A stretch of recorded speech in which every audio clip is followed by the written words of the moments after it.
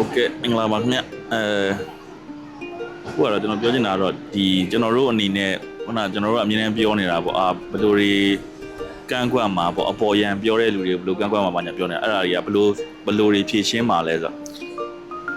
အဓိကတော့လွယ်တယ်ခင်ဗျအဲ့မှာပါလဲဆိုကျွန်တော်တို့မြန်မာနိုင်ငံလုပ်ငန်းရှင်များမြန်မာနိုင်ငံဆိုလာလုပ်ငန်းရှင်များအသင်းအနေနဲ့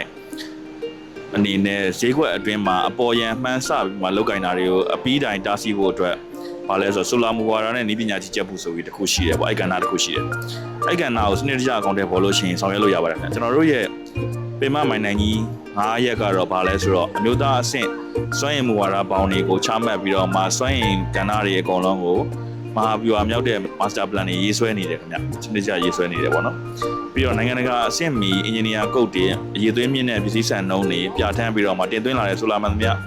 ကိုစစ်ဆေးသွားတာစီတာနဲ့အပေါ်ယံဈေးပေါ်တဲ့ဟာတွေကိုတက်ရှင်ခွင့်မပြုတော့ဘူးခင်ဗျ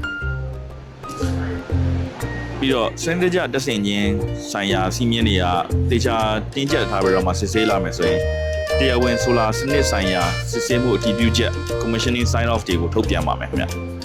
ပြီးတော့နေအိမ်နေစီးပွားရေးတွေ utility အဆင့်နေစီမံကိန်းတွေမှာ design solar blueprint တွေကိုစနစ်တကျစစ်ဆေးပြီးမှသာအတည်ပြုချက်ပေးပါမယ်ဒီတိုင်းလုံးတန်ခံနိုင်တဲ့ design တွေလည်းပါဝင်ရပါမယ်ခင်ဗျပြီးတော့အဲ့ဒါတွေအပြင်ကျွန်တော်တို့ solar ကဏ္ဍမှာအစဉ်အတန်းတွေကိုဒီတိုင်းပေးမယ်ပြီးတော့အရေးချင်းစစ်စင်မှုတွေလုပ်ပေးမယ်ကျင်းပပေးမယ်တရားဝင်လုပ်ငန်းခွင်မှာ license စစ်တာတွေထုတ်ပေးတာတွေအဲ့ဒါမျိုးတွေပါတရားဝင်ပြုလုပ်သွားမယ်ခင်ဗျအဲ့ဒါကျွန်တော်တို့ခုနပြောတဲ့ကျွန်တော်တို့ရဲ့ရည်ရွယ်ချက်ကပြန်ရောက်လာမယ်ပေါ့နော်ပြောမင်းဆိုပြီးတော့ကျွန်တော်တို့ဆောင်မုတ်ကတော့ရှင်းပါတယ်ပုံမတောက်ပတဲ့မြန်မာနိုင်ငံရဲ့အနာဂတ်အတွက်ရေရှည်တည်တံ့တဲ့ဆိုလာစွမ်းအင်နဲ့အတူသိပ္ပံနီးကျလူတကွပုံဖော်ဆောင်ရွက်ကြပါစို့ဆိုတဲ့ကောင်းစဉ်လေးရှိတယ်ပေါ့နော်အဲ့ဒါလေးနေနေပေါ့အဲ့ပေါ်မှာအဲ့ဒီအထဲမှာအတိုင်းပဲဈေးကွက်ထဲမှာအကျိုးအမြတ်တစ်ခုတည်းကိုမကြည့်ဘဲနဲ့စနစ်တကျတာဝန်ယူတဲ့စံနှုန်းတွေနဲ့လူမြန်မာဆိုလာလောကကြီးကိုကဘာအဆင့်အထိအောင်အတူတကွမြင့်တင်ကြပါစို့လို့ဖိတ်ခေါ်ပါတယ်ခင်ဗျာဖိတ်ခေါ်ပါရစေပေါ့နော်အပေါ်ယံမှာဈေးပေါ်ပြီးတော့မှနောက်ွယ်မှာမမ်းမိတ်တဲ့man-made disaster လူတွေကြောင့်မှဖြစ်တဲ့ကပ်ဘေးကြီးတွေအဖြစ်တွေကြုံတွေ့ရအောင်လို့လမ်းဟောင်းတွေကိုမေးကြပါနဲ့လို့ကျွန်တော်ကြံလေးပေးပြရစီညပြီးတော့ခိုင်မာတဲ့မူဝါဒတွေနဲ့တရားဝင်နဲ့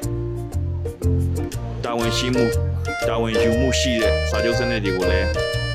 ရှေ့ဆောင်နိုင်မှုတွေကျွန်တော်တို့နေရာနေပြီးတော့မှကျွန်တော်တို့ MSCI နေရာနေပြီးတော့မှစူးစမ်းနေပါတယ်ထို့အတွက်ကြောင့်မို့လို့လည်းလာရောက်ပူးပေါင်းဆွေးနွေးကြပါလို့ဖိတ်ခေါ်ပါတယ်ခင်ဗျ